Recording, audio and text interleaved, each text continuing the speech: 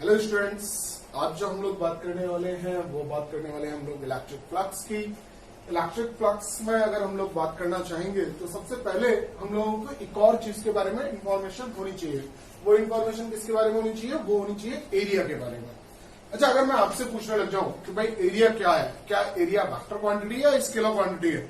Obviously आपका answer always क्या आएगा कि एरिया आपका क्या है, स्केलर क्वांटिटी। शायद आपकी बात सही भी है मगर गलत भी है, क्योंकि एरिया जब भी हम फ्लक्स से डील करेंगे या फिर हम नॉर्मली भी देखें तो एरिया आपका वेक्टर क्वांटिटी है। इस बात को आप ऐसे समझें कि देखो, अगर मैं अभी अपने हाथ को ऐसे रखे हुए हूं तो आपको ये पूरा हाथ दिखाई दे रहा होगा, बट जैसे ही मैं इसका ओरिएंटेशन ये कर देता हूं, अब आपको केवल और केवल एक लाइन दिखाई दे रही होगी, मेरा पूरा हाथ नहीं दिखाई दे रहा होगा। एग्जैक्टली अगर आप देखें तो अभी इसकी शैडो बहुत बड़ी बन रही है और जैसे ही मैं इसे छोटा कर रहा हूं अब मेरी शैडो छोटी हो गई है। तो ये जो प्रॉब्लम आ रही है ये ओरिएंटेशन की वजह से आ रही है।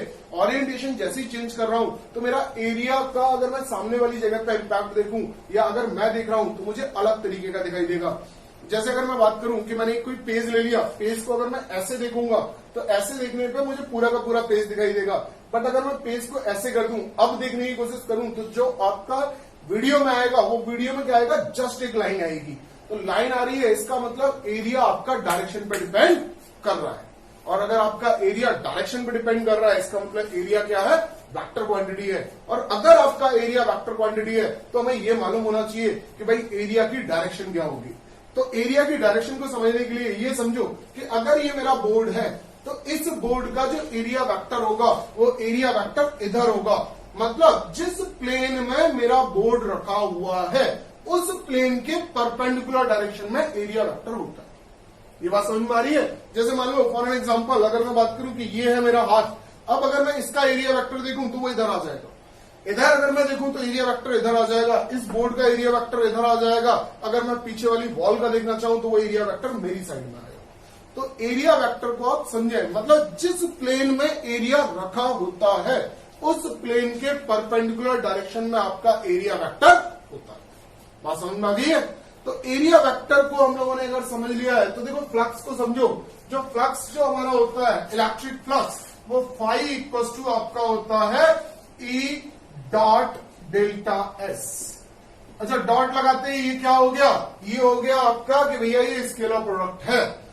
आप एक बात को बिल्कुल दिमाग में रखना कि फ्लक्स इस चैप्टर के अंदर एक मात्र ऐसी क्वांटिटी है, दूसरी कौन सी थी, एक और थी सॉरी, चार्ज, और दूसरी क्वांटिटी कौन सी है, फ्लक्स। और ये कैसी क्वांटिटी है, ये है स्केलर क्वांटिटी। ये कैसी क्वांटिटी है, ये स्केलर क्वांटिटी है।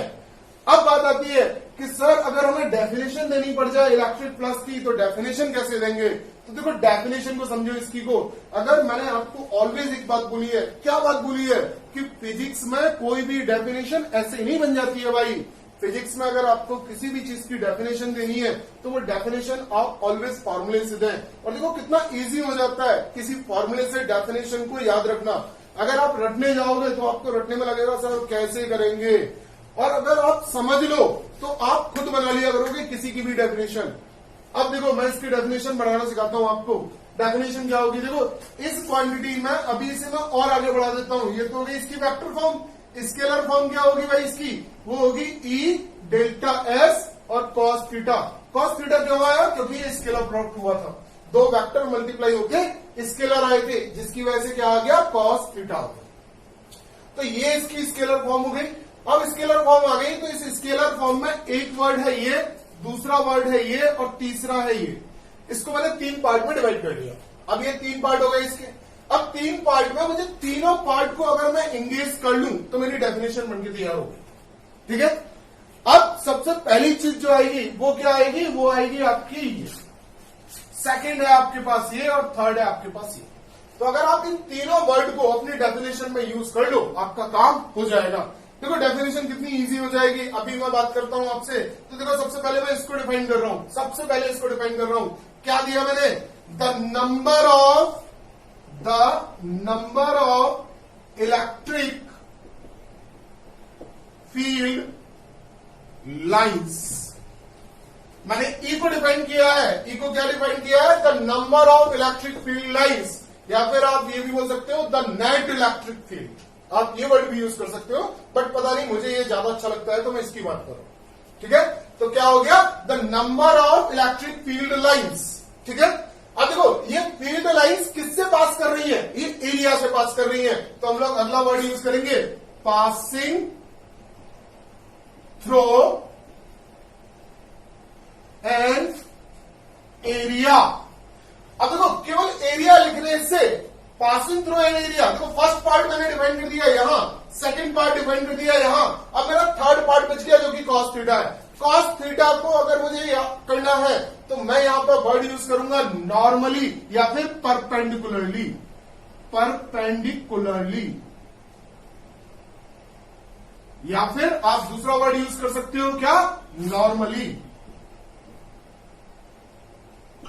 हो गई डेफिनेशन। तो कितना आसान सा काम होगा, देखो बस मुझे यही तो पता होना चाहिए ना फॉर्मूला क्या है, फॉर्मूला जैसे मुझे पता है अब मैं पूरी बात कर सकता हूं। ई के लिए बोल दिया the number of electric field lines, delta S के लिए बोल दिया पासिंग थ्रू एन एरिया, और कॉस थीटा के लिए बोल दिया परपेंडिकुलरली या फिर नॉर्मली, और मेरी डेफिनेशन तैयार हो गई। Is known as electric flux. बताओ डेफिनेशन बनाने में कोई दिक्कत आई क्या, फिर भी आप लोग रटने लग जाते हो। भाई फिजिक्स में आप हमेशा ये वर्ड में बार बार, ये सेंटेंस में अपने लेक्चर में कई बार बोलूंगा, इस लेक्चर को सही से याद रखना। मैं क्या बोलूंगा आपसे, बार बार एक ही बात बोलूंगा कि आप फिजिक्स को समझें, आप फिजिक्स को समझें, फिजिक्स बहुत इजी हो जाएगी। आपका जो नाइटमेयर बना रहता है कि भाई फिजिक्स फिजिक्स डरते हो आप, तो फिजिक्स को आपको समझना है। अगर आप फिजिक्स को रटने बैठ गए ना, फिजिक्स आपको बहुत धोखा दे देगी। अगर आप इस तरीके से चलते हो तो आपको फिजिक्स कभी भी धोखा नहीं देगी। देखो मेरी पूरी डेफिनेशन बनके तैयार हो चुकी है, मैंने ये तीनों पार्ट ज्वाइन कर दिए, तीनों पार्ट ज्वाइन करते ही मेरे पास डेफिनेशन बनके आ गई है। अब देखो मैं आगे की बात कर ले रहा हूं कि भैया इसकी एक तो बात कर लेते हैं कैसी क्वांटिटी है, फर्स्ट बात कर ली स्केलर क्वांटिटी है भाई, सेकंड बात कर लेते हैं, अब स्केलर है तो डायरेक्शन की बात करना तो बेवकूफी होगी क्योंकि स्केलर के पास कोई डायरेक्शन होती ही नहीं है। दूसरी बात जो मुझे करनी है वो दूसरी बात क्या बात करनी है यहाँ पे, वो और बात कर लेते हैं भाई कि भाई थीटा क्या है। यहाँ पे थीटा ऑलवेज याद रखना भाई, थीटा क्या है, एक चीज को याद रखना है ना, नोट करके लिख लो, इस बात को नोट कर लो। क्या नोट कर लेनी है भाई, theta is the angle, theta is the angle between electric field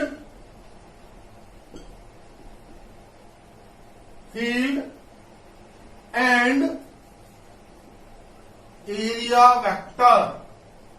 theta क्या है, एंगल है इलेक्ट्रिक फील्ड और एरिया वेक्टर के बीच का। इस बात को हमेशा दिमाग में बढ़िया तरीके से डाल देना, ये लाइन बड़ी परेशानी करती है न्यूमेरिकल सॉल्व करने में, तो इस बात को समझो। एरिया वेक्टर देखना है, हमें एरिया नहीं देखना है।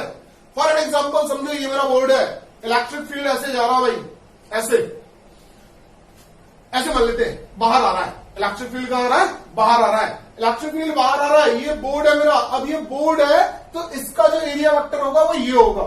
तो कई बार हम कंफ्यूजन क्या कर देते हैं कि इलेक्ट्रिक फील्ड ऐसे है, बोर्ड ऐसे, एंगल हो गया 90 डिग्री। एंगल 90 डिग्री नहीं होगा भाई, एंगल कितना होगा 0 डिग्री, क्योंकि एरिया ये है, ये प्लेन है एरिया का, और एरिया का जो एरिया वेक्टर होगा वो इस साइड में होगा, इलेक्ट्रिक फील्ड का होगा इस साइड में होगा, दोनों के बीच में एंगल कितना हो गया 0 हो गया। तो हमें जो एंगल देखना होता है वो ऑलवेज किसके बीच में देखना होता है, electric field and area vector के बीच में।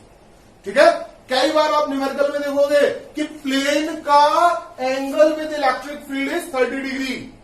अब प्लेन का एंगल आपको दिया जा रहा है कि भाई प्लेन जो बना रहा है वो 30 डिग्री बना रहा है। फॉर एग्जांपल मेरा ऐसे जा रहा है, ये 30 बन गया, तो हमें ये 30 नहीं देखना है, हमें देखेंगे वो 60, क्योंकि एरिया वेक्टर इधर, इलेक्ट्रिक फील्ड इधर। तो अगर ये एंगल 30 है तो ये एंगल कितना हो जाएगा 60 डिग्री हो जाएगा। ये बात समझ में आ रही है कि नहीं आ रही है, ये बात समझ में। देखो एरिया वेक्टर को, इस बोर्ड को मैंने यहां से एक व्यू लिया, तो यहां से जब मैं व्यू लूंगा तो ये क्या हो जाएगी, एक लाइन बन जाएगी। ये जब लाइन बन गई तो इस लाइन में से इलेक्ट्रिक फील्ड बताया गया है कि इस प्लेन के साथ 30 डिग्री का एंगल बना रहा है, इस प्लेन के साथ 30 डिग्री का एंगल बना रहा है। तो यहां समझो भैया ये है मेरा एरिया वेक्टर, ये है मेरा एरिया वेक्टर, ये है इलेक्ट्रिक फील्ड। तो एरिया वेक्टर और इलेक्ट्रिक फील्ड के बीच में एंगल कितना है, वो है 60। तो जब भी आपको प्लेन के साथ एंगल दिया जाए, जब भी आपको प्लेन के साथ एंगल दिया जाए, तो प्लेन के साथ जब आपको एंगल दे रहा है तो आप क्या बोल दोगे उसे भैया, उसे बोल दोगे कि भैया ये जो एंगल है इसे 90 माइनस कर लो। तो प्लेन के साथ जब भी एंगल मिले आप क्या करोगे, 90 माइनस जो भी आपको एंगल दिया गया। ठीक है, याद रहेगा, ये बहुत काम की लाइन है, इस लाइन को याद रखना बिल्कुल, तभी मैंने नोट करके बोला ऐसे भाई नोट कर लेना। ठीक है, चलो मैं आगे की बात कर ले रहा हूं अब कि भाई एरिया हमारी स्केलर क्वांटिटी हो गई। तो अब दूसरी बात कर लेते हैं भैया, यूनिट क्या होगी इसकी। तो अगर मैं यूनिट की बात करूं तो यूनिट क्या हो जाएगी आपकी, देखो इसका क्या होता है न्यूटन पर कूलम, और ये क्या है एरिया, एरिया क्या होता है मीटर स्क्वायर। तो क्या बन गई हमारी न्यूटन मीटर स्क्वायर पर कूलम, न्यूटन मीटर स्क्वायर पर कूलम, ये हमारी यूनिट बनके तैयार हो गई। तो इस तरीके से अगर मैं देखूं तो मेरे को यूनिट मालूम है, मेरे को स्केलर मालूम है, ये दो इंफॉर्मेशन मैंने यहां से और निकाल ली। अब अगर मैं यहाँ पे और बात करना चाहूं तो वो क्या बात कर सकता हूं कि भाई फ्लक्स के बारे में देख लेते हैं कि कब फ्लक्स हमारा पॉजिटिव होगा, कब फ्लक्स हमारा नेगेटिव होगा और कब हमारा जीरो हो जाएगा। ठीक है, तो अगर मैं बात करना चाहूं तो यहां से एक नोट और कर लेना। नोट, क्या नोट है भाई, अब देखो फ्लक्स के पॉजिटिव नेगेटिव होने की रीजन कौन होगा भाई, ये क्या है मैग्नीट्यूड, ये क्या है मैग्नीट्यूड। तो नेगेटिव पॉजिटिव इसको ये कर सकता है, केवल इसको नेगेटिव पॉजिटिव कौन कर सकता है, कॉस थीटा। और कॉस थीटा अगर नेगेटिव पॉजिटिव कर सकता है तो हमें पता होगा भाई एएसटीसी, ऑल स्टूडेंट टू कॉलेज, मतलब सारे के सारे पॉजिटिव, यहां पे केवल साइन पॉजिटिव, यहां पे टेन पॉजिटिव और यहां पे कॉस पॉजिटिव। तो इसका मतलब अगर मैं बात करूं तो यहां पे ऑल पॉजिटिव मतलब कॉस भी पॉजिटिव और यहां पे कॉस नेगेटिव। हम ऑलवेज केवल 0 to 180 की बात करेंगे जब स्केलर की बात कर रहे हैं, हम छोटे एंगल को लेते हैं ऑलवेज, छोटे वाले एंगल को हम बड़े वाले एंगल को नहीं लेते हैं। तो इसका मतलब अगर मैं बात करूं कि भाई ये होता है 0, ये होता है 90, तो 0 to 90 आपका क्या हो जाएगा, 0 to 90 कॉस आपका पॉजिटिव हो गया। और 90 to 180 की अगर मैं बात करूं तो 90 to 180 में कॉस क्या हो जाएगा आपका, नेगेटिव हो जाएगा। तो सिमिलरली हम लोग लिख सकते हैं कि फ्लक्स विल बी एक बात कर लेते हैं पॉजिटिव इफ थीटा क्या है भाई, थीटा है 0 से लेके 90 तक, और नेगेटिव इफ क्या हो जाएगा 90 से लेके 180, 0 कब हो जाएगा 0 इफ थीटा इक्वल्स टू कितना 90 डिग्री। तो ये आपको और याद रखना है इसके अंदर। अगर ये इंफॉर्मेशन आपने यहां से निकाल ली फ्लक्स में तो अब आपको फ्लक्स परेशान नहीं करेगा। अच्छा एक बात याद रखना, फ्लक्स तीनों ही चीजों के लिए, बोर्ड के लिए, नीट के लिए, आईआईटी के लिए, तीनों के लिए ही बहुत ज्यादा इंपोर्टेंट, बहुत ज्यादा। तो फ्लक्स को आप जरूर से समझ लें। अच्छा फ्लक्स के रिलेटेड आपको न्यूमेरिकल करते वक्त ये लाइन आपको बड़ा फायदा करेगी, ये वाली। ठीक है, इस लाइन को आप बिल्कुल दिमाग में रखें और इसका एक आप स्क्रीनशॉट ले लें बढ़िया तरीके से, और स्क्रीनशॉट लेके आप इन चीजों को नोट करके रखें कि भाई फ्लक्स कब पॉजिटिव होता है, कब नेगेटिव होता है, कब जीरो होता है। अच्छा एंगल हमें कब देखना होता है, एंगल किसके बीच में देखना होता है, कभी भी प्लेन के साथ एंगल नहीं देखना होता है। आप इसे बिल्कुल हिंदी में लिख लें, कभी भी